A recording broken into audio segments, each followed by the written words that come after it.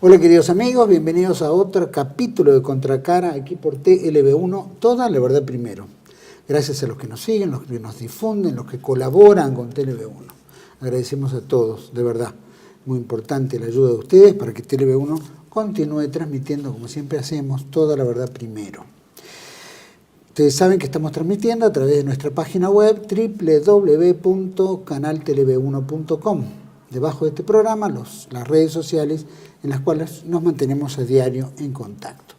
Como siempre hacemos, ponemos este programa bajo la protección y advocación de la Virgen de Guadalupe, Reina y Señora, Emperatriz de América, como siempre, nos guíe, nos ilumine, nos proteja, ¿no?, en este mundo tan adverso, tan complejo, y que solamente con su adoración y veneración nos puede permitir encontrar el camino del bien, de la verdad y de la belleza.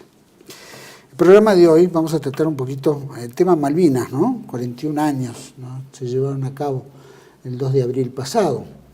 Igual seguimos en el periodo de combate, periodo de guerra, así que tenemos un invitado muy especial para hacer un análisis sobre eso y análisis en general de varios otros temas que también hacen al sentir, ¿no es cierto?, no solo de las Fuerzas Armadas en general, el Ejército en particular, sino también un poco cómo es el mundo que se los ve hoy, ¿no?, cómo está. Hemos hecho hace poco un programa, ¿no es cierto?, relacionado a el tema de los derechos humanos, ¿no es cierto?, donde se planteó con invitados del Uruguay y de la Argentina, entre la Unión de Promociones y otras organizaciones de la banda oriental, planteando el tema similar que estaban conviviendo en ambos lados del Plata. Por supuesto, la Argentina sufre más por su cantidad de presos militares, presos políticos. Vamos a tocar también un poquito de este tema. Para mí es un gusto compartir el programa con un gran amigo, por supuesto. Para mí es un gusto recibirlo a veterano de guerra de Malvinas, veterano de guerra contra la subversión en la Tablada, en defensa del copamiento de la Tablada, en las Islas Malvinas, por supuesto, condecorado herido en combate, preso por la democracia por cumplir con su deber y procesado en 2 causas, que ya creo que están ambas levantadas. Fue conductor con 2 grandes amigos, Guillermo Campos y Jorge Mones Ruiz, del programa República Indefensa que transmitió este canal, así que es un gusto tenerlo al Teniente Coronel Emilio Guillermo Nani. Muchas gracias, Juan Manuel, por estar acá nuevamente, ¿no?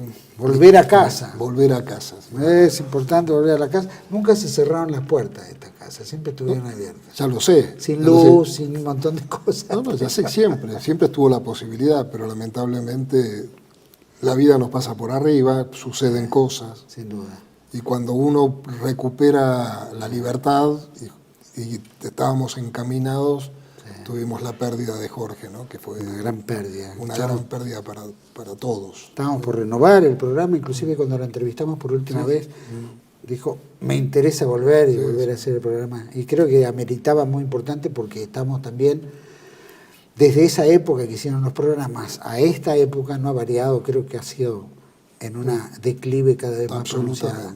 Sí. Tremendo, tremendo. Emilio, me gustaría, hemos cumplido 41 años de la gesta de Malvinas, el pasado 2 de abril, este proceso sigue hasta el 14 de junio, que es la caída de Puerto Argentino. ¿Cómo podríamos hacer hoy, 41 años, ¿no?, un balance, un pensamiento, un análisis, una reflexión, ¿no es cierto?, para la gente que hoy está, para los futuros argentinos jóvenes, ¿no es cierto?, y para este mundo que va carcomiendo, se los va carcomiendo con un relato que cada vez irrita más, ¿no es cierto?, como algo, ¿no es cierto?, como una sanata pro-británica, llamémoslo, de desmalvinización. El proceso continúa, es decir, el proceso iniciado en las postrimerías del gobierno militar de 1983, 82-83, comenzado por el general Nicolaides, que nos escondió, es decir, fuimos los descartados de la sociedad, porque era como que se avergonzaban de nosotros por haber perdido, éramos los culpables de haber perdido la batalla. Y después sí, con el advenimiento de esto que dicen que es una democracia, fue descomponiéndose cada vez más, ¿no? Entonces, lo peor es lo único que se ha divulgado, es decir, los cientos de actos de heroísmo no se mencionan, se mencionan las fallas, se mencionan los fracasos, se mencionan... Es decir, hay como un envilecimiento del relato, ¿no? Y mucho peor, con motivo de los 40 años de la gesta, es impresionante la cantidad de artículos que se publicaron, uno peor que el otro, ¿no? Sobre todo de la mano del diario La Nación. La diario La Nación que funge de derechas, ¿no? Como que es un medio... Y bueno, ahí tienen... Liberal conservador, se podría llegar a decir. Sí, bueno, no, ahí está, hay el periodista estrella para cubrir los temas de Malvinas es Alconada Amón, que el año pasado, para el periodo del aniversario, publicó 15, 16 artículos, todos destinados a relatar lo desagradable, ¿no? Lo repugnante, ningún hecho de heroísmo, no encontró nada positivo para relatar, para contar, ¿no? Y ahora este año sacaron otro artículo más tratando de instalar el tema del antisemitismo en Malvinas, ¿no? Es decir, Alconada Amón reportea a un periodista judío, Hernán Dobry, que no sé cómo hizo para encontrar soldados judíos que fueron a los que se les violaron los derechos humanos durante la guerra y sufrieron mucho por su condición de judíos. Yo sinceramente estuve en dos unidades, estuve con el grupo de artillería 3 y con el regimiento de infantería 7. Las dos unidades tuvieron soldados judíos. No conozco ninguno de esos soldados que haya sufrido. Es decir, creo que eran 40, en total fueron unos 40 soldados en todo el teatro de operaciones. Bueno, ahora aparecieron algunos que comienzan a relatar que por su condición de judíos sufrían vejaciones. Tengo 50 años de servicio, he estado toda mi vida en unidades de combate, he tenido soldados judíos durante toda mi carrera. Jamás en la vida un soldado fue menospreciado, despreciado, maltratado por su condición de judío. Podrá haber sido reprendido por cometer alguna falta o algún error, como cualquier otro de los soldados de los grupos de artillería en los que revisté. Pero por su condición de judíos, jamás en la vida he conocido un solo caso que se hubiera producido por eso. Por eso esta es la fantasía, ¿no? De la fantasía del judío, de alentar siempre el tema del antisemitismo para poder hacer perdurar en el tiempo su condición de víctima social y mientras tanto nos penetran por todos lados. Pero bueno. Esto, ¿han mostrado algunos de ellos algún signo de heroísmo, llamémoslo, en alguno de los hechos que se desempeñaban en Malvinas, como para poder decir, bueno, no, se destacaban? Como se podría destacar cualquier otro. Desconozco como desconozco montones de hechos de heroísmo. No pienso que por ahí en una de esas sí. Los que han trascendido son los hechos, sí, como vos dijiste recién, lo de Oscar Poltronieri, ¿no? Que pues, ese fue ¿por qué? Porque su acto de heroísmo sobresalió nítidamente del resto. Pero después hay soldados como Esteban Tríguez, que le salva la vida a un suboficial que había sido herido en combate. Ha habido varios casos de soldados los dos soldados que me rescatan, a mí me hieren el último día y esos soldados arriesgan su vida para rescatarme y llevarme a salvo a Puerto Argentino. Es decir, que hechos de heroísmo hubieron montones protagonizados por soldados. Pero no, la vez pasada en una universidad de estas populares que inventó Cristina, se conmemoraba el 41 aniversario de la guerra. ¿Y a quién llevan? A un soldado Katz que fue a contar sus padecimientos por su condición de judío. En lugar de hablar de algo rescatable de la guerra, no, lo que se rescata es lo negativo. Es decir, y muchas veces inventado, ¿no? Porque yo no sé si es verdad, mentira, tengo el beneficio de la duda, pero ese es a lo que pone. Malvinas es un tema que conmueve positivamente. Yo vengo dando charlas en estos días con motivo de los 41 años en distintos colegios. La necesidad que tienen los alumnos de recibir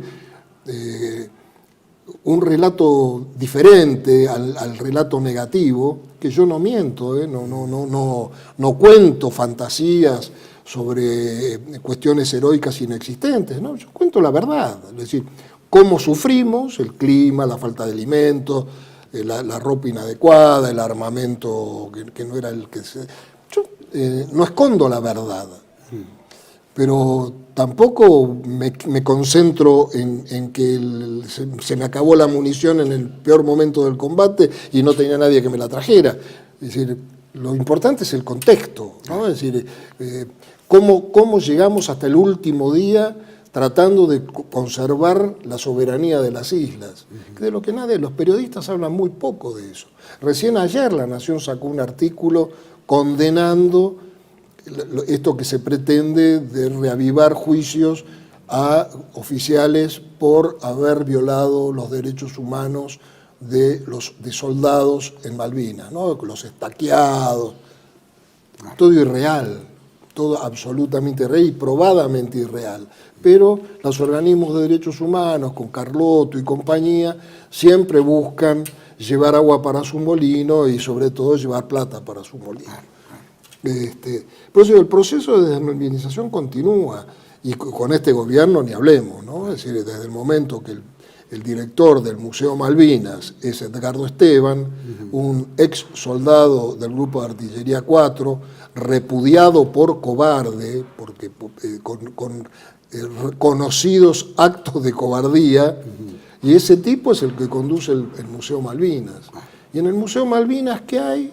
Y el soldado estaqueado, ¿viste? Esa simbología, por ese cuento de que una imagen vale más que 1000 palabras, es la simbología negativa, ¿no? Bueno, eso sin duda da mucha rabia. Bueno, inclusive la película Iluminados por el Fuego, ¿no? Que fue también financiada por... pero después hacen la película 1982, y ahí que costó muchísimo a los productores de la película, les costó muchísimo mantenerla en cartelera, porque los cines se las negaban, ¿no? Es decir, por ahí, y estuvo una semana, volvió. En cambio, Iluminados por el Fuego fue boom internacional, Los Chicos de la Guerra fueron boom internacional. Pues ese proceso que asusta, porque los que lo motorizan son personas nacidas en la Argentina. No, yo no los llamo argentinos, ¿no? Porque aquel que atenta contra su patria pierde su condición de argentinidad. Y el libreto de Iluminados por el Fuego fue el actual ministro de Cultura de la Nación, Tristan Bauer, ¿no? Y junto con Bonazo. Que ellos fueron los que armaron todo en base al libro de Edgardo Esteban, armaron el libreto para hacer la película. Entonces, ¿qué podés esperar de esa clase de gente? Bueno, pero son las que hacen mucho daño porque dejan una impresión, por supuesto, falsa, forma parte de la falsedad, ¿no es cierto?, que es lo que le lleva agua para su molino, y destruye también el buen desempeño de tantos, como bien dijiste, tantos que tuvieron actos heroicos en millones de hechos, ¿no? Y muchos actos heroicos de una misma persona en muchas otras situaciones, ¿no? Porque no es un caso único, pero es destruir. Por ejemplo, de Bedia, que es otro que escribe en La Nación, generalmente es un poquito más ecuánimo, más ataca menos al sistema de las Fuerzas Armadas, por lo menos, tengo entendido. No hay ninguna, es decir, todos sus artículos son balanceados. Sí. Te muestra una defensa en el medio de un ataque, claro, ¿no? Claro. Y como, es decir, no hay peor... que son neutros, pero en el fondo están tirando mierda para todos lados. Exactamente. Es decir, te muestran algo positivo, pero el núcleo duro del artículo es absolutamente negativo. Esos son los artículos de Bedia. Sí. Y normalmente uno lo lee rápido, entonces por ahí se queda con lo bueno y no lee... Claro, la maliciosidad que hay también entre líneas. Sí. Cuando, bueno, hemos visto, vos recién dijiste, nosotros peleamos hasta el último día, ¿no? Vos estuviste por lo menos tu último día, que fueron un día o dos antes de la caída de Puerto Argentino. Estabas en el regimiento 7. Y era artillería. No, infantería. Es decir, yo fui con el grupo de artillería 3. Y el jefe le pido al jefe que me envíe con el regimiento de infantería 7, porque hay un puesto dentro de la organización para la guerra que se llama oficial de enlace de artillería, que es el coordinador de apoyo de fuego. Entonces, ese regimiento que yo presumía que iba a terminar en primera línea por cómo una vez que había estudiado la cartografía, conociendo la estrategia de los ingleses, es decir, el puerto argentino estaba defendido como pensando que los ingleses iban a desembarcar en la playa justo frente a Puerto Argentino. Y el regimiento 7 estaba como retaguardia. Y a mí se me ocurrió pensar, y lamentablemente después tuve razón, que ese regimiento iba a quedar como primera línea. Y no tenía oficial de enlace. Así que le pido al jefe de grupo que me designe como oficial de enlace de regimiento. Por eso termino combatiendo con los infantes. Y eso se da, llamémoslo, ¿con qué número de soldados o integraba ese regimiento, por lo menos en esos momentos que llegaste? No, y el regimiento estaba prácticamente al completo, tendría, no sé exactamente, pero entre 800 y 1000 hombres. Y a él se le habían agregado elementos de la infantería de marina, después se le agrega una batería del grupo de artillería de defensa aérea 101 para cubrir el extremo derecho, el extremo este, digamos, de la posición. Pero era una extensión de 12 kilómetros, ¿viste? Un regimiento se defiende en 3.000 metros. Es decir, cuando vos tenés el cuádruple de extensión para defender, tenés agujeros por todos lados. Y bueno, eso se fue emparchando a medida que después vinieron refuerzos del regimiento 3, después apareció al final, ya el último día de combate, el escuadrón de exploración de caballería blindado 10. Se fueron tratando de tapar los agujeros, pero ya era tarde, ¿no? En ese momento ya estaba, la posición prácticamente ya había caído. ¿Por qué era tarde? Y porque ya los ingleses habían tomado todo, habían tomado Monte London, habían tomado Darwin, Monte London, Kent, Dos Hermanas, todas las posiciones alrededor de las alturas de Puerto Argentino ya prácticamente las tenían. La posición que quedaba de defensa final era la posición del regimiento 7. Una vez que cayó Monte London, que lo teníamos a unos 3.000 metros al oeste, bueno, a partir de ahí nos empiezan a tirar con todo, con la artillería de campaña, fuego naval, fuego aéreo, y la posición fue siendo demolida lentamente y le fue provocando el repliegue de las compañías que estaban en primera línea.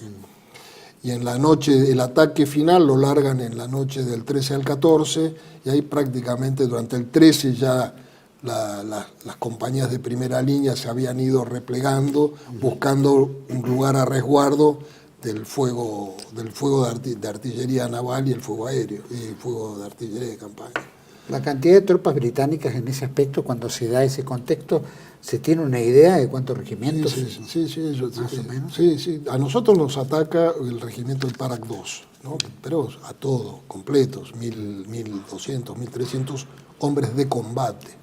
El regimiento tendría 1.000 hombres o menos, contando el zapatero, el talabartero, el mecánico, toda la logística, toda la gente de logística. Es decir, personal de combate serían unos 400 hombres contra un regimiento de 1.000 y pico.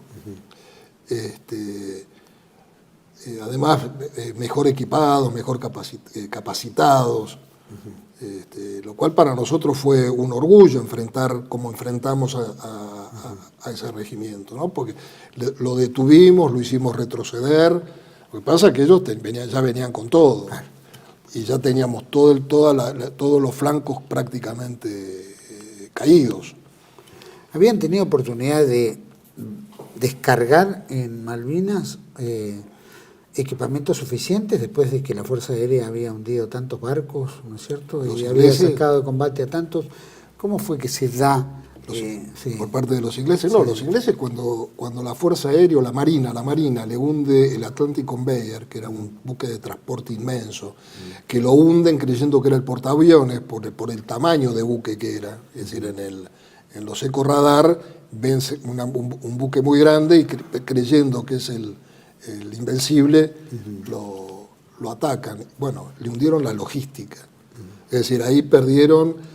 Es decir, los ingleses llegaron a Puerto Argentino con el aire. No significa que no hubieran reforzado, ¿no? Es decir, no es que se hubieran replegado y se hubieran ido.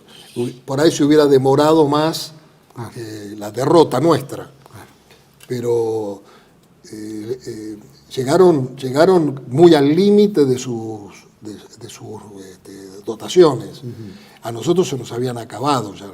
Es decir, cuando se terminó la munición de los cargadores, no había una logística que nos reabasteciera.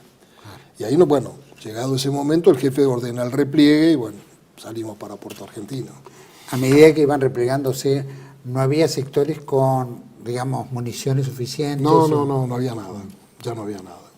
Es decir, además era de noche, ¿viste? No había lugares de abastecimiento, los centros de abastecimiento estaban más a retaguardia. Cuando nosotros nos empezamos a replegar, los ingleses ocupan nuestras posiciones. Es decir, que desde ahí nos podrían haber masacrado. Esa es la realidad. Si hubieran querido hacerse el picnic, se lo hubieran hecho, ¿no? Ellos nunca tiraron a matar. Mientras nos fuéramos para Puerto Argentino, no tiraban a matar. ¿Por qué crees que no lo hacían? Porque pienso que no valía la pena. Son ingleses, pero son profesionales. Es decir, ¿para qué matar al divino botón? Si nosotros estábamos ya derrotados, no teníamos munición, no teníamos... había mucha gente herida. Es decir, ese repliegue fue la retirada de Stalingrado, ¿no?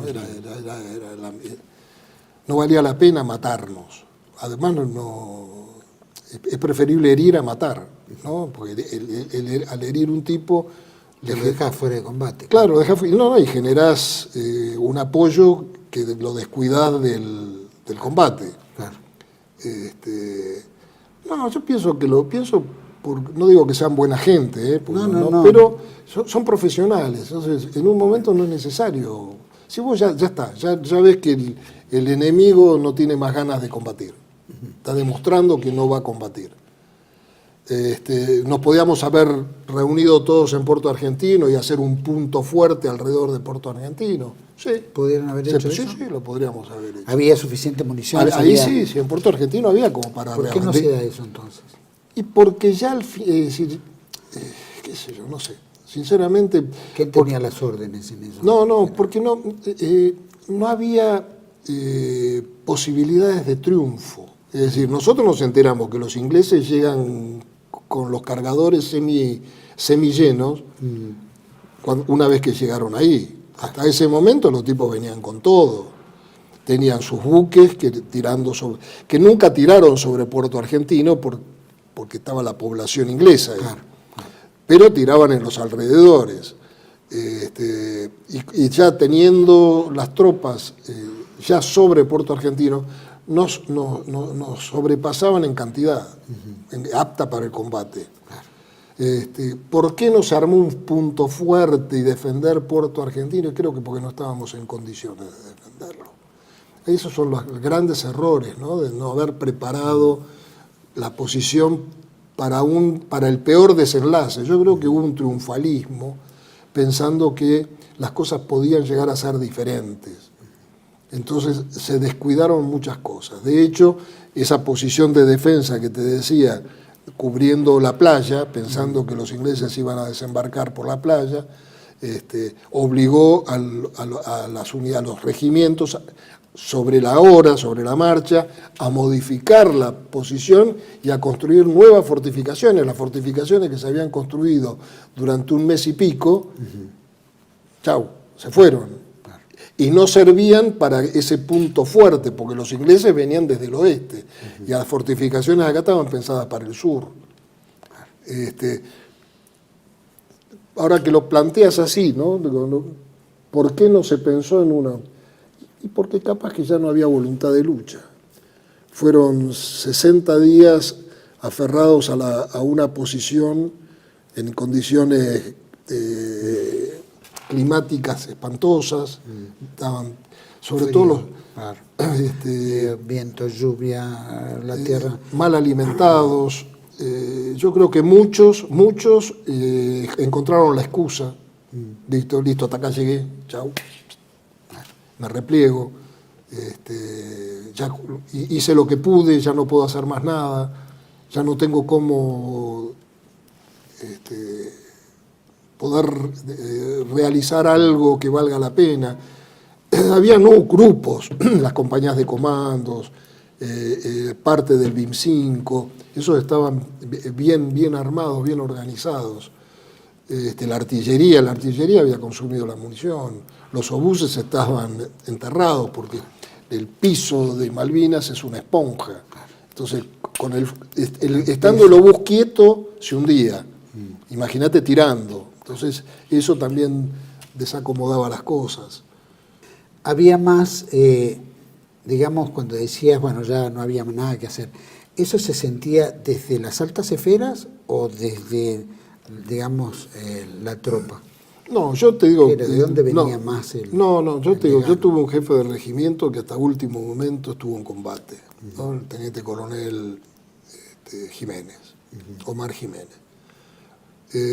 Hasta último momento manejó la cosa, hasta último momento estuvo en combate, hasta último momento estuvo al pie del cañón.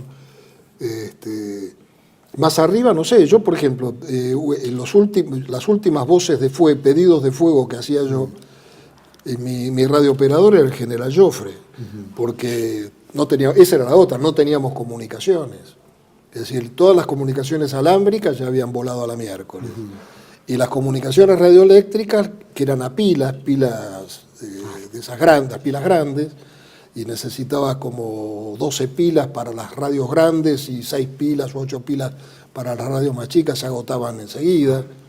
Es decir, que no teníamos... Yo tenía una radio, una VHF, que se las habíamos sacado a los Kelpers, en la casa de los Kelpers, que la tenía alimentada tenía 2 baterías de auto, y bueno, esa radio la que operó hasta último momento, pero era muy poco confiable, ¿viste? Escuchaba a todo el mundo, vos perdías la radio de tu casa y por ahí escuchabas nuestras conversaciones, por exagerar. Bueno, entonces, como no tenía cómo comunicarme, bueno, las últimas voces de mando yo se las transmitía a un tipo que después terminó siendo el general Joffre, que a su vez se las retransmitía al jefe del grupo de artillería. Es decir, que yo creo que estuvieron, habrán cometido errores, pero en el momento de la decisión, yo creo que estuvieron, salvo Parada por ahí, que no estuvo a la altura de lo que se hubiera sido necesario en un general, ¿no? Pero yo creo que el general Joffre sí estuvo hasta último momento en su puesto. Hay vos hoy con el diario El Lunes, ¿no? Por supuesto, lo que se dio, las circunstancias son las que se dieron. ¿Qué crees que fue lo que principalmente falló así en la táctica o en lo estratégico? Yo creo que falló todo. Falló una mala apreciación por parte... Vos fíjate que para la planificación de la guerra, del planeamiento, se parten de dos supuestos que son los más beneficiosos. Es decir, eran que Inglaterra no iba a reaccionar y que Estados Unidos no iba a apoyar a Inglaterra. Sobre esa base se hace la apreciación de situación y el planeamiento.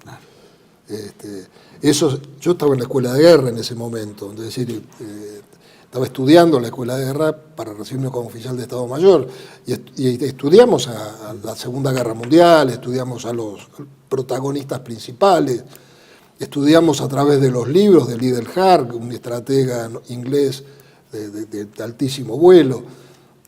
Los ingleses no iban a permitir que Argentina les mojara la oreja gratuitamente y decir, no, bueno, listo, ya está, nos quedamos. Es decir, que era un supuesto tonto, por llamarlo equivocadísimo. Lo que sí se planificó muy bien fue la recuperación. El 2 de abril esa planificación fue perfecta. Pero ¿qué tenía? No producirle bajas al enemigo. Es decir, si yo voy a atacar una posición, ¿cómo hago para triunfar si tengo que cuidarme de no herir a un soldado inglés, a un oficial inglés? La única sangre que se derrama el 2 de abril es la del capitán Giaquino. Y un suboficial, creo. Y un suboficial. Y algún herido, pero muertos 2, pero nuestros. Claro. Después muere Artuso en Georgia, un suboficial del submarino Santa Fe. Es decir, la única sangre que se derrama en la recuperación de las islas es de argentinos. Entonces, ¿cómo hacer? Por eso digo, porque la idea no era la de quedarnos. La idea era de llamar la atención, es decir, responder a la agresión británica en Georgia, porque se genera el 28 de marzo, agresión militar por parte de Inglaterra, es decir, dar respuesta a esa agresión militar y al mismo tiempo hacer un llamado de atención. Pero el 3 de abril no estaba planificado. A partir del 3 de abril fue todo improvisación, es decir, a ver, ¿qué mando? A ver, mandemos esto, enviemos aquello. Fue todo atado con piolines.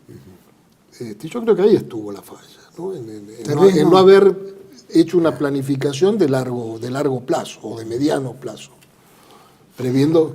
El doctor Alberto De Vita publica en un libro que se llama 1982, ¿Cómo y por qué?, donde obviamente Inglaterra ya había mandado submarinos nucleares, venía con gente preparada ya una vez que se da el caso en Georgia, ¿no es cierto? Y ya venían. Entonces, al venir, eso toma conocimiento la Junta Militar, y ahí es donde se planifica el 2 de abril y avanzan sobre el 2 de abril para entrar primero, porque si no, Inglaterra podría fortalecerse inmediatamente y eliminar cualquier posibilidad de hacer el asentamiento. Bueno, eso lo publica después de que después se hace un juicio en, no me acuerdo, La Haya o algo por el estilo, donde demuestra que Argentina no había sido un país agresor, sino un país agredido. ¿No? Eso, bueno, lo logra demostrar. Doctor De Vita fue abogado también de Galtieri en estos hechos. Sin duda, bueno, tal vez la primera guerra que tenemos en el siglo XX, tal vez, ¿no? Además nosotros no nos estábamos enfrentando a Inglaterra, estamos enfrentándonos al mundo. Sin duda, Inglaterra era NATO. Es decir, que no, yo no creo que nadie haya creído posibilidad de triunfo. Todos nosotros fuimos a dar testimonio de decir, bueno, nos tocan la oreja y nosotros reaccionamos. Y reaccionamos como pudimos, tratando de dar un testimonio al mundo de que Argentina es un país pequeño, pero que se podía enfrentar a Inglaterra como para poner un límite, que por supuesto, bueno, cuando vos sos consciente de que lo que pasa a ser lo máximo posible, lo haces. Y después, el destino pero pensar que los ingleses no iban a reaccionar, no. La flota estaba armada, estaba recontra preparada. Ya venían. En dos días tuvimos 116 buques en marcha. Eso no lo preparás de la noche a la mañana por mejor grado de alistamiento que tengas. Bueno, eso demuestra que ellos ya estaban preparados. La intención estaba y la agresión estaba ahí nomás. Simplemente la excusa de Davidoff de mantener la si fue parte de la maniobra, capaz que pudo haber sido parte de la maniobra, consciente o inconscientemente. Eso lo saben Davidoff y los que se murieron. Pobre Davidov, que está grande, creo que todavía vive. Vamos a ir a un pequeño corte, volvemos enseguida. Me gustaría que, bueno, evaluemos también, ¿no? El tema de los crímenes de guerra, ¿no? Ahora está saltando el tema si el ARA General Belgrano había sido un crimen de guerra o no había sido un crimen de guerra, y después si hubo crímenes, digamos, por parte de las tropas británicas, porque todos están acusando a los argentinos, pero ¿qué tal los ingleses? ¿Cómo venía la mano ahí? Ahora me lo contás. Vamos a un pequeño corte, volvemos enseguida con el teniente coronel Emilio Guillermo Nani, veterano de Guerra de Malvinas y de La Tablada. Ya volvemos. Bienvenidos a CEPA, Centro de Estudios del Pensamiento Americano. Nuevo sitio web de cursos de formación en política, filosofía, historia, literatura, geopolítica, religión, psicología y más. Cursos de formación que reflejan el verdadero pensamiento americano. Lo invitamos a elegir el curso de su agrado ingresando en www.cepa.la.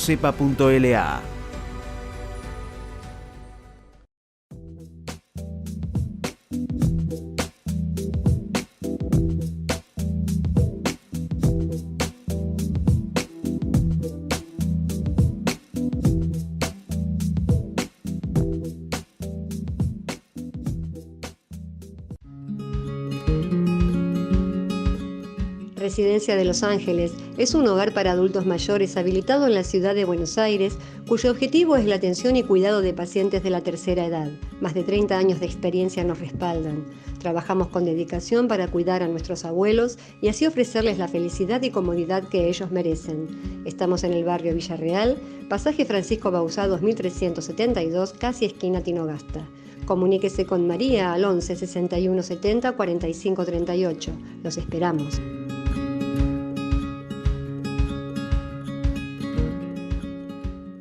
Decir siempre la verdad primero tiene un precio. Pero todos los días, en cada programa, en cada reportaje, en cada esclarecimiento, descubrimos que decir la verdad vale la pena. Decir siempre la verdad tiene un precio. Pero cada vez que recibimos tu apoyo, entendemos que seguir luchando vale la pena. Dependemos de tu ayuda. TLB1. Toda la verdad primero.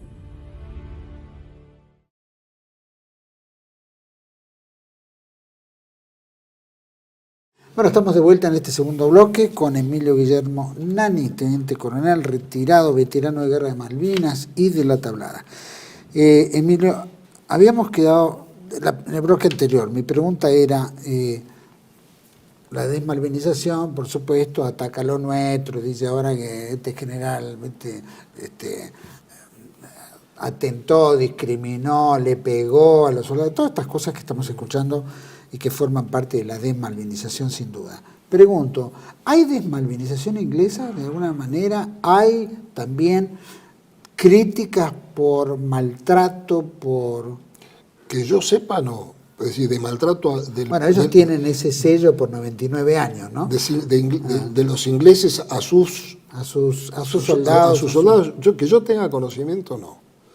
Hubieron dos libros escritos por un tal Bromley, que se llama algo del infierno, no me acuerdo ahora, donde él reconoce que sí se violaron los derechos humanos de soldados argentinos durante la guerra.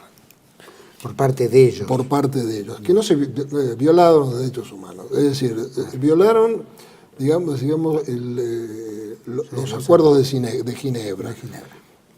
Hay un suboficial que él dice que fue acribillado cuando estaba en el piso y se salvó. Fue herido gravemente. Él dice que fue acribillado estando ya indefenso en el piso. No sé, está vivo.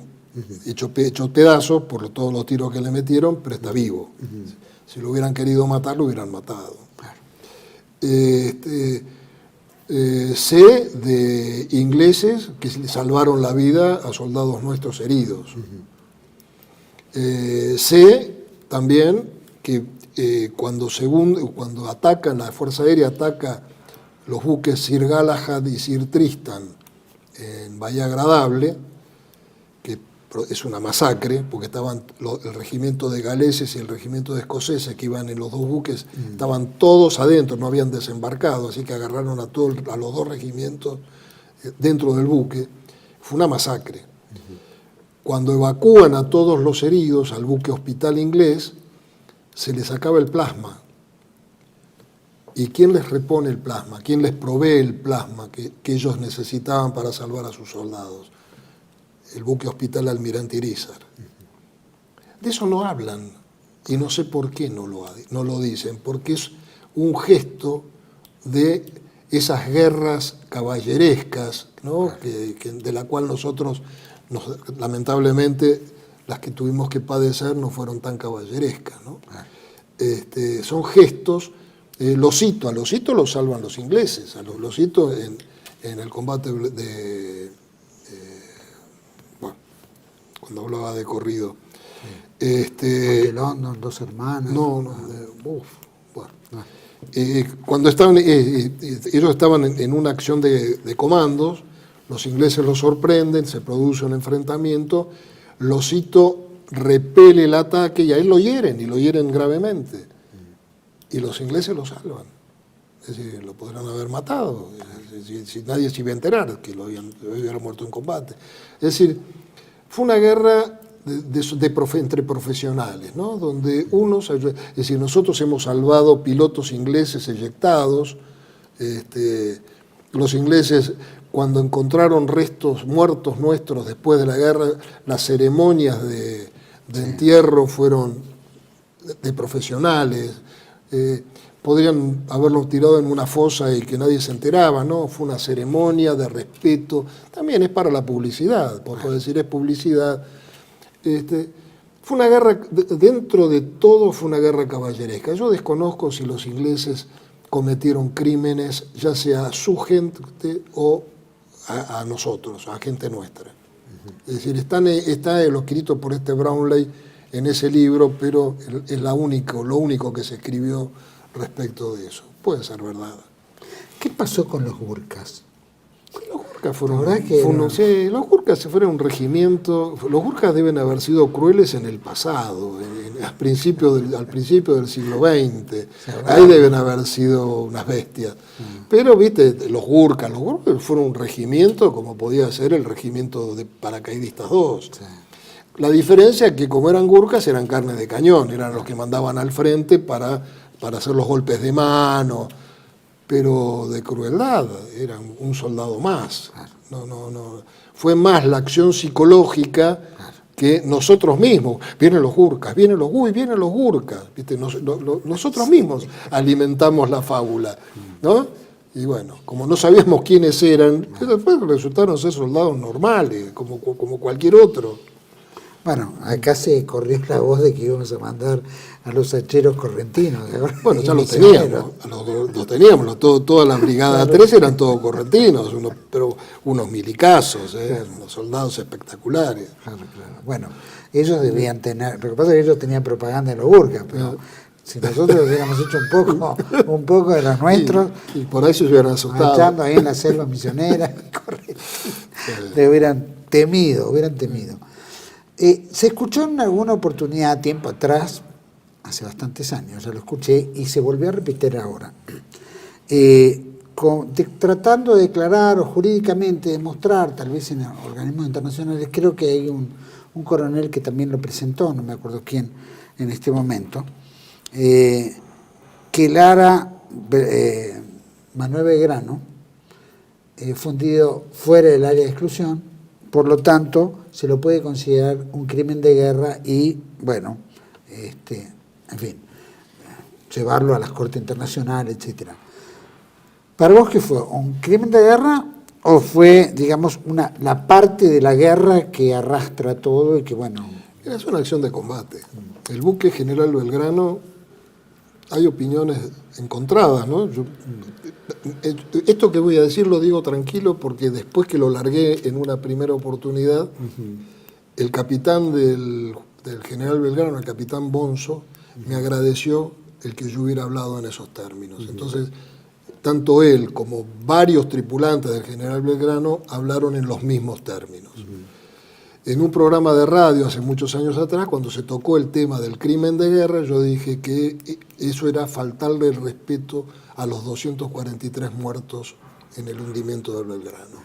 Digo, esa gente no estaba haciendo un viaje de turismo, regresando de los canales fueguinos, sino que era un buque de guerra que estaba en la zona de combate. Que esté fuera, dentro de la zona de exclusión fue determinada graciosamente, arbitrariamente por los ingleses. No fue, nosotros no dijimos zona de exclusión, ni el mundo dijo, bueno, van a combatir dentro de los 200 kilómetros de las islas, las Naciones Unidas no dijeron, bueno, el teatro de operaciones se va a limitar. No, los ingleses dijeron, zona de operaciones, 200 kilómetros alrededor de las islas. Es decir, que ellos si hubieran querido tirar un misil en el obelisco, lo hubieran hecho y hubiera sido un acto de combate. Y si hubiera muerto gente que estaba caminando viendo el partido, el Mundial de Fútbol, en ese momento, y hubieran sido muertos por la acción de la guerra. Porque la que estaba en guerra era la Argentina, no eran las Fuerzas Armadas en Malvinas. La nación en guerra era la República Argentina, involucraba todo el territorio nacional. De la misma manera que Inglaterra estaba en guerra y también involucraba todo su territorio nacional. Es decir, que si nosotros le hubiéramos hundido buques en Portsmouth, hubiera sido un acto de combate. Como se intentó en Gibraltar. Si se hubiera logrado el hundimiento de un buque en Gibraltar, los ingleses intentaron destruir la base aérea de Río Grande. Fracasaron porque la operación de comandos falló. Pero si lo hubieran logrado tener éxito, hubieran hecho pedazos los superestandar en Río Grande. Y era una acción de combate, no iban a decir un crimen de guerra porque hundieron, destruyeron los aviones en el continente. No, era una acción de combate. Bueno, el buque General Belgrano estaba en combate. Es decir, se estaría retirando de la zona de operaciones, estaría yéndose a Puerto Belgrano, estaría por hacer un derrotero y regresar a Malvinas, pero estaba en zona de combate y fue hundido en una acción de combate.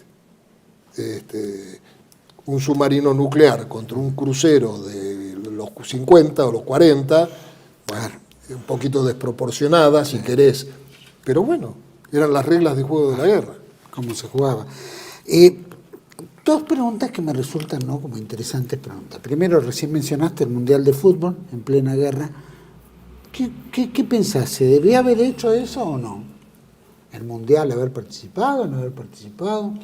Y yo creo que Argentina no debió haber participado. Argentina se debió haber retirado del Mundial.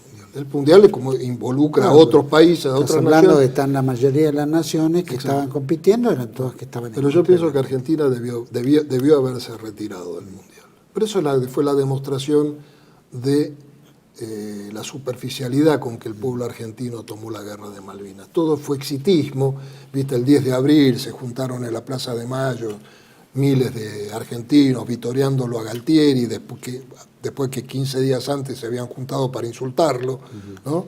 Pero así somos, ¿no? Es decir, después vino el Papa, 2 millones de personas con la banderita papal pidiendo por la paz, mientras nosotros nos estábamos matando en Malvinas.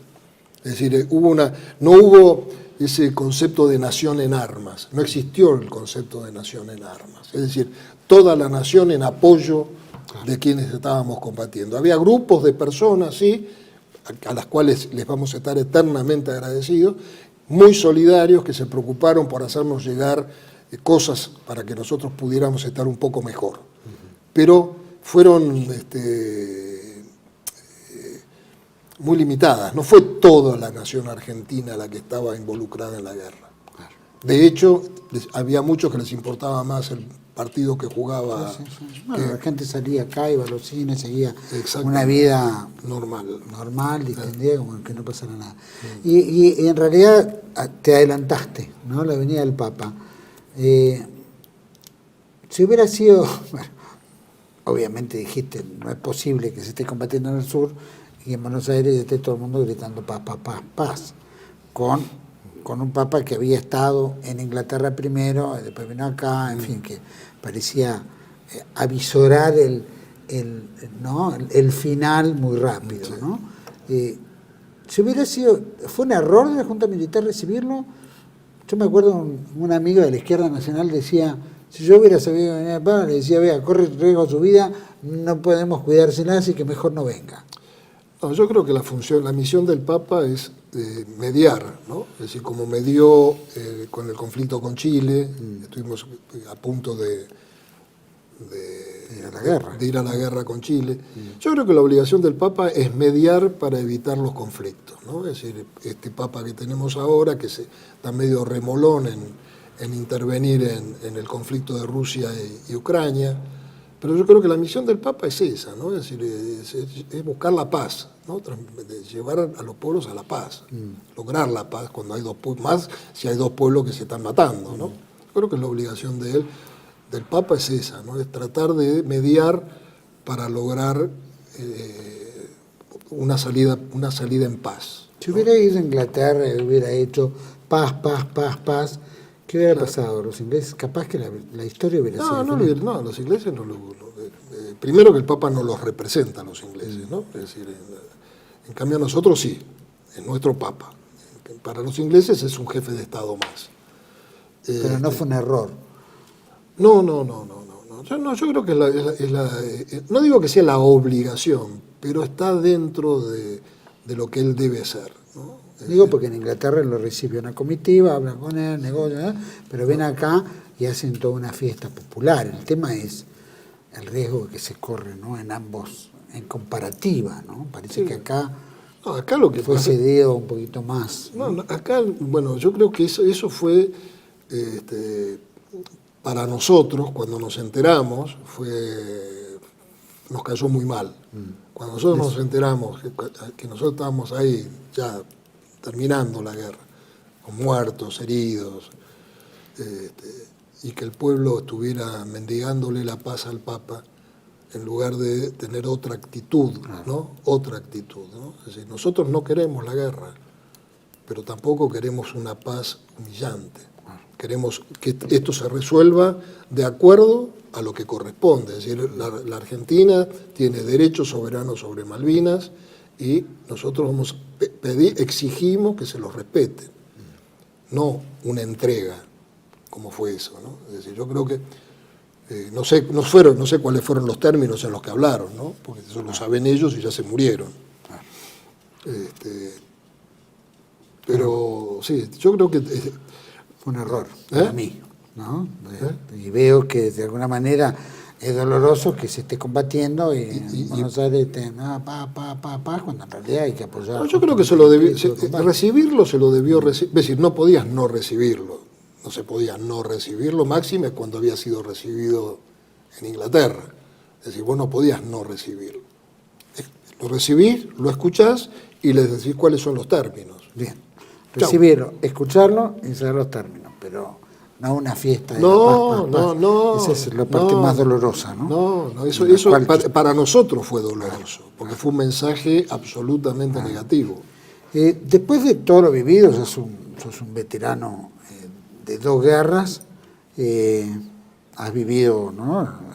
Todo lo que has visto permanentemente, has sido un tipo que ha cuestionado a las Fuerzas Armadas, has cuestionado las Fuerzas Armadas y por supuesto la política del país, que eso, la política del país la podemos entender porque son todos cipayos, ¿viste?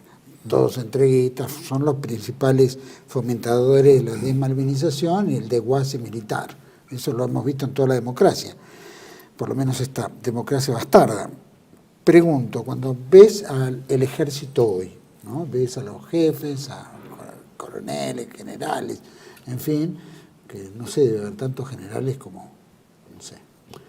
Pregunto, ¿cuál es tu impresión? ¿Qué es tu reflexión frente a una Fuerza Armada que vos viste con un número determinada y preparada para ir a combate más allá de la desorganización y todo lo que sea? Hablaste del coraje, del valor y del esfuerzo y todo lo que se hizo. Cuando vos ves algunos que estuvieron en la guerra y ves una gran cantidad que ni siquiera estuvo, pero que está comandando las Fuerzas Armadas, el ejército en particular, y ves unas Fuerzas Armadas casi inexistentes para un país que está en un conflicto permanente.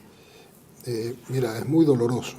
yo cuando leía la vez pasada que el ejército argentino iba a recibir la mayor cantidad de equipamiento de los 40 años de democracia, ¿no? Y veo que lo que le proveen son máquinas viales, camiones de transporte. Lo primero que pregunté es, ¿cuántos proyectiles de FAL nos proveyeron? ¿Cuántos cañones? ¿Cuántos barcos? ¿Cuántos aviones? Es decir, el gobierno considera a las Fuerzas Armadas como una organización de vialidad, un organismo que podía estar abocado a pavimentar caminos, construir viviendas, construir cloacas, alimentar, llevar alimentos, cocinarle a... Yo reconozco que en casos de emergencia, cuando ante una inundación, un incendio, terremoto. Claro, terremoto. cuando hay un hecatombe natural, es lógico que las Fuerzas Armadas estén presentes. Pero esto que están haciendo ahora, de llevarlas a construir viviendas a Rosario, porque no quieren manejar el tema del narcotráfico, entonces muestran para la gilada que está el ejército. El ejército está, como dijo el cararrota del que fue ministro de Defensa, Agustín Rossi, que pretende ser presidente de la nación. Dijo, eso sí, no van a ir armados, no van a ir con fusiles, van a ir armados con picos y palas.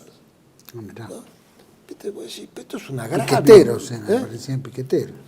Esto es un agravio, una falta de respeto, es la demostración de lo que este gobierno siente por el ejército argentino, del que voy a hablar porque es del que conozco. Pienso que debe ser lo mismo en la Armada y en la Fuerza Aérea. Me duele mucho porque no veo reacción. Ha habido un incidente ahora hace poco con un general y el ejército se cayó la boca. Es decir, hay como una apatía, un adormecimiento, unas ansias espantosas de perdurar en el tiempo, el máximo tiempo posible. Pero, vos decís, el ejército, ¿qué ejército? Yo no veo un ejército. Ahí recién mencionabas el caso del general Zuluaga, ¿no? Sí. Que le pidieron el ministro de Defensa le pide la renuncia cuando él estaba ocupando un cargo honorífico, llamémoslo, sí, ¿no? Por supuesto no, que no era un cargo, ni rentado, ni tampoco en actividad, pues es un general retirado. ¿Qué te merece? ¿Qué es lo que trae? Lo que pienso es que es un acto más de amedrentamiento hacia el frente interno. Es decir, guarda que si vos abrís la boca te pasa esto. Para mí eso fue una bravuconada por parte del ministro, que no es cualquier ministro, ¿no? Claro. Por supuesto, no es cualquier ministro. Es decir, no es Agustín Rossi, no es Aguad, que son un conjunto de inútiles pero sin pasado. Claro. Este ministro tiene un pasado y tiene un pasado tenebroso, claro, que cuando lo sanciona, porque es una sanción, de última no fue con arresto, pero al echarlo del cargo de presidente de la Comisión del Arma de Caballería, es una consecuencia de unas palabras que ya Zuluaga había pronunciado en otros aniversarios anteriores. No era la primera vez. En todos los aniversarios que Zuluaga tuvo que hablar para el Día de la Caballería, se solidarizó con los camaradas privados de la libertad. Ahora, la pregunta es ¿por qué esta vez tanto escándalo? No sé. Porque esta vez está el montonero, ¿cómo es? Y antes también. De Tayana. Antes también estaba. También. Claro. Capaz que hoy hay que pegarle más a las Fuerzas Armadas. Claro, por eso digo, es un aviso. Necesitan un enemigo ante la crisis de inflación económica y corrupción que hay, que es tremenda. Sí. Bueno, alguien hay que tirarle, ¿no?, el mote. Pues por eso digo, para mí es una forma de volver a apretar el pie. Ya la cabeza la tiene, está apretada por el pie del gobierno, pero un poquito de presión para recordarles, por las dudas que se hayan acostumbrado a esa presión, demostrarles que todavía pueden apretar un poco más, ¿no? Es una lástima, ¿no? El general Vos lo tenés muy bien conceptuado. Por supuesto, es un tipo, pero fue héroe de Malvinas, héroe en la tablada, un tipo comprobado en combate, tal vez sea por eso, porque es un tipo de mucho prestigio, y mucho prestigio no ganado en las oficinas o en la administración, sino prestigio ganado en combate, que eso es muy para los militares debería ser lo máximo, ¿no? Y sin embargo, no se, salvo algunas expresiones aisladas, no corporativas, no institucionales, hubieron expresiones aisladas de apoyo al general, pero de civiles, mayoritariamente de civiles, un espanto. Los militares, ¿dónde están? Bueno, justamente en base a eso salió una solicitada que los invito a ver, ¿eh? Una solicitada firmada por el ex mayor Hugo Reinaldo Abete y Mariano Doris Saavedra. ¿Vamos a escucharlo? 21 de mayo de 2023. 1093 argentinos han firmado y hecho pública la siguiente solicitada. Basta de una política de derechos humanos falaz, abusiva y arbitraria para con las fuerzas del orden de la nación que combatieron a la subversión internacionalista en la década de los 70. Nosotros, ciudadanos argentinos en defensa de las raíces e instituciones de nuestra patria, nos manifestamos en repudio a la medida de remoción del mandato del general Rodrigo Zuluaga de la presidencia de la Comisión del Arma de Caballería, siendo acusado falazmente de realizar en su discurso una apología del terrorismo de Estado, cuando en realidad acercó su corazón al sufrimiento de sus hermanos de armas y sus familias para brindar consuelo, fortaleza y esperanza. Frente al inconmensurable atropello, alzamos nuestras voces, solicitando sea removido de forma inmediata de su cargo el montonero terrorista públicamente conocido, el ministro de Defensa Jorge Tayana, dado que por su pasado no posee autoridad moral alguna para seguir al mando de un ministerio que nuclea a las fuerzas del orden de la nación argentina contra las cuales él combatió. Por ello exigimos, habiendo llegado al límite de lo tolerable por el malestar creado por el ministro de Defensa Jorge Tayana, que con premura y diligencia se libere a la totalidad de presos políticos de las Fuerzas Armadas, fuerzas de seguridad, fuerzas policiales y civiles que por mandato presidencial combatieron contra la guerrilla terrorista que sembró de sangre, dolor y desunión a los argentinos. Más de 1000 firmantes representamos a millones de argentinos que desean definitivamente la paz. Firman la misma Hugo Reinaldo Abete, ex mayor del Ejército Argentino, Mariano Doris Saavedra, ex subteniente del Ejército Argentino, y 1091 firmas más. Bueno, ahí está. Más de 1000 firmas, 1091 firmas de repudio. Y más porque no se llegó a más. Claro. Porque si hubiera habido tiempo seguramente. Por supuesto, había una premura por sacar la solicitada, ¿no? Para que no perdiera vigencia en el tiempo. Claro. Pero eso demuestra que hay gente que todavía tiene el corazoncito puesto en la patria, ¿no? Y que repudia a esta clase de gente. Sin duda, sin duda. Y en base a esto, que justamente lo que plantea el general Zuluaga es justamente solidarizarse con los presos, ¿no? Y me gustaría, de la Unión de Promociones, que nos hizo llegar gentilmente los datos, porque mes a mes va computando la cantidad de presos militares, presos políticos, ¿no? Me gustaría ver si el director dice la otra parte de la verdad, situación respecto a la sentencia de los presos políticos fallecidos, total en general procesados, ¿no es cierto?, que dicen uniformados de distintas fuerzas civiles y militares, atravesaron distintas situaciones procesales, está hablando de 2.668 en total, ¿no? Ahí están incluidos muertos en cautiverio, procesados y condenados.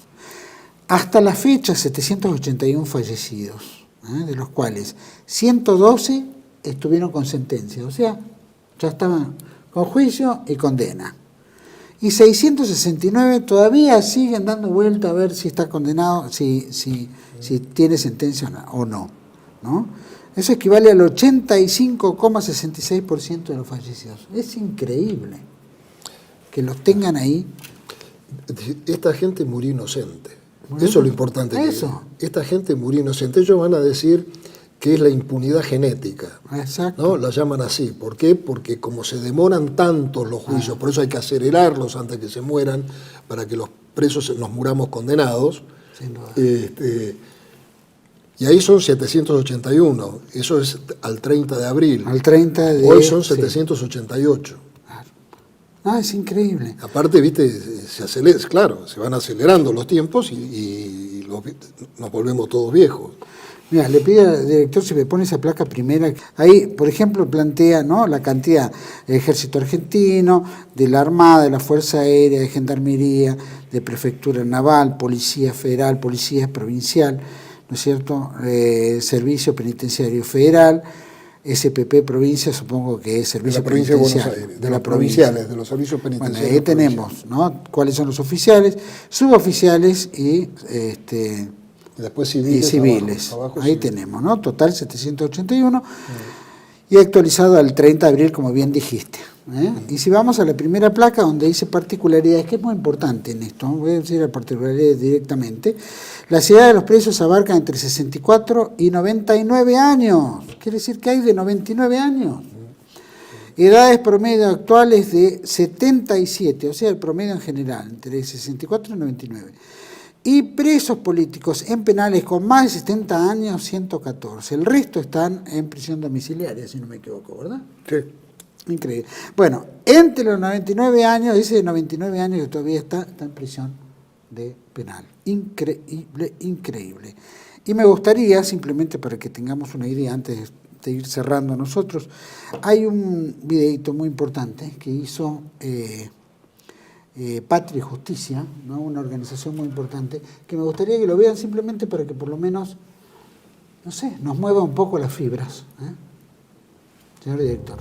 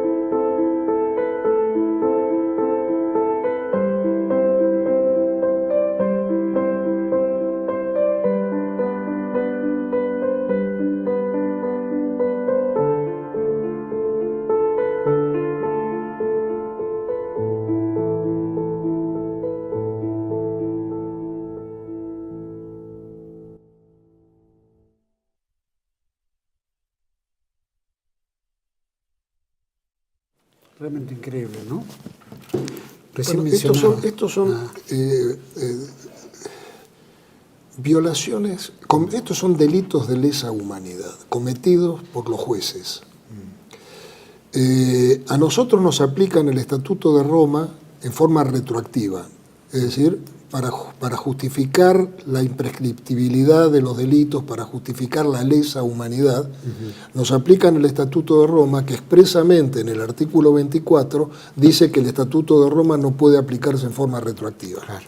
A nosotros, por una manganeta de la Corte Suprema de Justicia, nos lo aplicaron en forma retroactiva,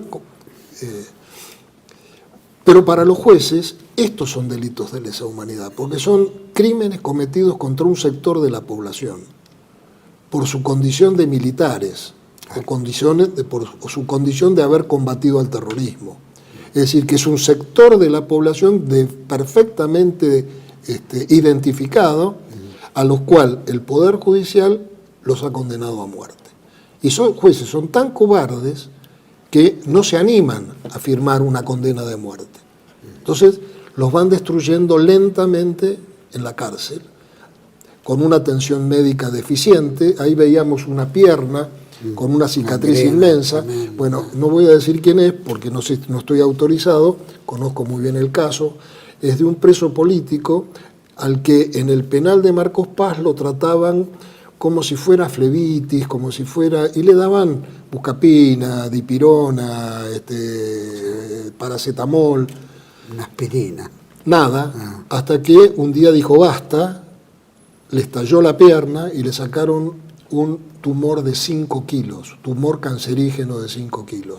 Logró ser atendido en un hospital privado, en un sanatorio privado, porque mientras tanto lo atendían en un hospital público donde por su condición de genocida lo mal atendían o lo desatendían y le daban los placebos para tratar de que se muriera lo más rápido posible, en una institución de salud que hacen su juramento hipocrático de cuidar la salud de la gente.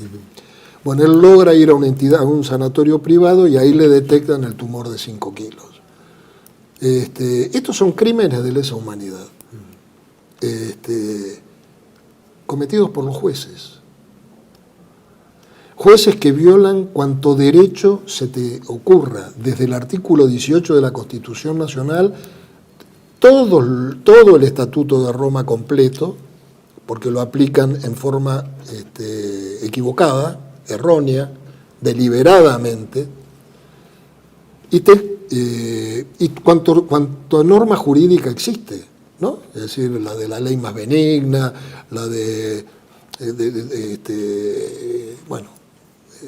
la presunción de inocencia, todo eso para nosotros no existe absolutamente. Todo lo que se invoca ahora para proteger a la mayor corrupta de toda nuestra historia, todo lo que hoy que se le vulnera, todo esto, el lawfare, bueno, todo eso es lo que hacen con nosotros. Pero para el periodismo y para una gran parte de la sociedad, como es contra nosotros, está bien y es correcto que así sea. Tremendo, es tremendo. Bueno, algún día les llegará, ¿no es cierto? Sus pecados tendrán que purgarlos, ¿viste? Seguramente, es decir, nosotros que somos creyentes, Juan Manuel, sabemos que nadie sale impune. Saldrán impunes en la tierra, pero la condena eterna la van a tener. Y si ellos no son creyentes, yo los invitaría a que se acercaran un poquito para saber qué es lo que les espera. Emilio, la verdad que te agradezco mucho haber venido, haber hablado un poquito de todo. Merecía, ¿no es cierto?, este encuentro en este año que no habíamos tenido oportunidad, y después todo lo que pasó anteriormente. Así que para mí era muy importante tu visita y, bueno, conversar un poco de todo. Y entre ellos este tema también, que era importante. Te agradezco muchísimo, espero que pronto, hay muchos temas para hablar, tenía un montón acá, pero bueno, podemos estar varios días. Así que pronto te vuelvo a convocar y charlamos un poquito más de... ¿Cómo no? Va a ser un gusto. De la República Indefensa. Como siempre, un gusto. Ojalá. Ojalá lo pudiéramos reflotar, porque hoy sí, la verdad que nosotros venimos atrasados. Sin duda. Adelantados. Venimos adelantados. Hoy tendríamos que tener el programa República Indefensa, porque hoy está realmente indefensa la República. Sí, increíble. Muchísimas gracias. Muchas gracias a vos, Juan. Gracias. Chao.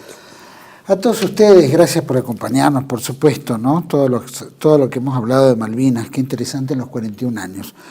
Sí hemos visto que el proceso desmalvinizador nunca se ha detenido, ¿no? Por parte de las autoridades del gobierno, por parte de todos los que forman este conglomerado de cipayos que gobiernan y que, bueno, cada tanto hay que menospreciar, porque cuando uno le saca el sentido del valor, el sentido del coraje, ¿no es cierto?, se bastardea a la persona, llega un momento que se harta, se cansa y, bueno, dice, esto fue el cohete, ¿para qué lo hice? ¿Se acuerdan? Había un sketch que era el del arbolito, que iba un tipo que quería plantar un arbolito, iba dando vuelta por... Cada vez lo hacían mover por diferentes direcciones municipales, a ver quién autorizaba la puesta del arbolito, y nunca llegaba, porque siempre faltaba una firma. Bueno, esto más o menos para desalentar que no ponga un arbolito. Bueno, esto es desalentar para que uno tenga amor por la patria, o que entienda, que vea que las Fuerzas Armadas son el enemigo máximo de la nación, y en realidad es el instrumento fundamental que necesita una nación para ser respetada. Empecemos por ahí. Porque la diplomacia es, como decía Clausewitz, ¿no es cierto?, la guerra es la continuación de la democracia por otros medios, es decir, todo es una forma en la cual se hace respetar una nación. Los ingleses se los respeta por la fuerza militar que tienen, aparte de la City de Londres, etcétera, etcétera, pero la fuerza militar es lo que marca el respeto hacia esa nación. Lo mismo los Estados Unidos, China, hoy lo estamos viendo, Rusia, etcétera. Cada uno es una prueba. Vos podrás ser fuerte, pero a mí me tratás de una manera respetuosa como yo te trato a vos. Entonces quiere decir que al haber ese sentido, uno le da sentido al reconocimiento de la patria, a la defensa de esa patria y a la defensa de los hombres que van a encolumnar la defensa de esa patria. Todos estamos obligados a defenderla, pero hay uniformados que están preparados especialmente para esa función. Entonces, lo que quiere este gobierno, como todos los que vienen de la democracia desde el golpe de Estado del 76 en adelante, especialmente lo que llaman democracia, es justamente prescindir de Fuerzas Armadas. Entonces no hay hipótesis de conflicto, ¿para qué las queremos? ¿No es cierto? Generamos 40% de pobreza, así que la plata que le damos a las Fuerzas Armadas, banquemos más pobres, aunque las Fuerzas Armadas ya entraron dentro de la línea de pobreza. Pero esto es todo la forma de destruir una nación. Nosotros tenemos que ver que lo que pasó en los últimos 3 años es un complemento de lo que puede llegar a pasar en el futuro, que es entregar la soberanía, prescindir de la República, entregar la República a quien sea el meritorio de hacerlo, sean los que sean, pero no creada, fundada, estructurada y formada por argentinos. Cada vez son menos los argentinos que aspiran a defender esta patria. Cada vez son los más anti-argentinos, que son los que llegan a los estratos de poder y son los que nombran a todo el resto y cumplen directivas a nivel global, que es lo que estamos viendo en casi todas las naciones. Especialmente ahora, cuando hablábamos de los presos políticos, los jueces, etcétera, los jueces que no han hecho otra cosa que ser prevaricadores, porque han inventado todo, porque nadie quiere hacerse responsable de nada. Entonces esto es una política por jueces nombrados por el poder político, que sabemos quién es el poder político y que acomodan a todos sus muchachos en la justicia para ellos algún día salir libres mientras se condene a alguien y se haga el circo. Mientras el circo exista, distrae. Entonces no estamos viendo el grave problema que la democracia, esta bastarda, nos está poniendo en problemas de inflación, pobreza, endeudamiento público, ¿no es cierto? Y todo lo que estamos viendo en general, que es una decadencia absoluta.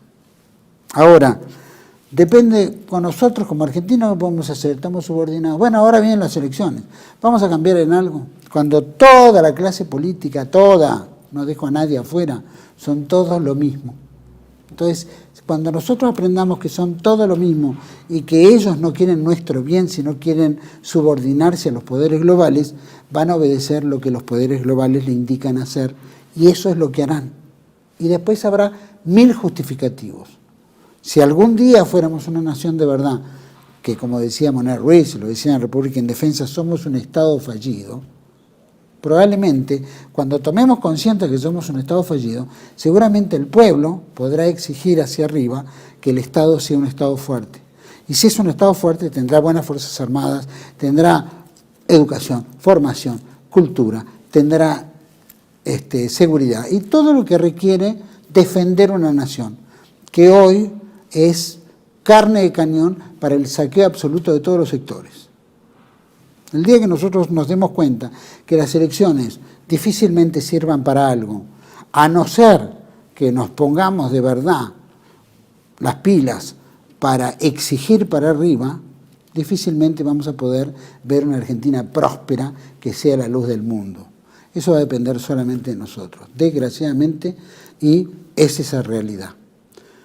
Mientras existan estos gobiernos, toda la negatividad frente a lo que podemos ser va a estar totalmente obstaculizada. En la medida que nosotros prescindamos de ellos, seguramente Argentina será una gran nación. Los espero en otra entrega de Contracara, aquí por TLV1. Toda la verdad primero. Gracias.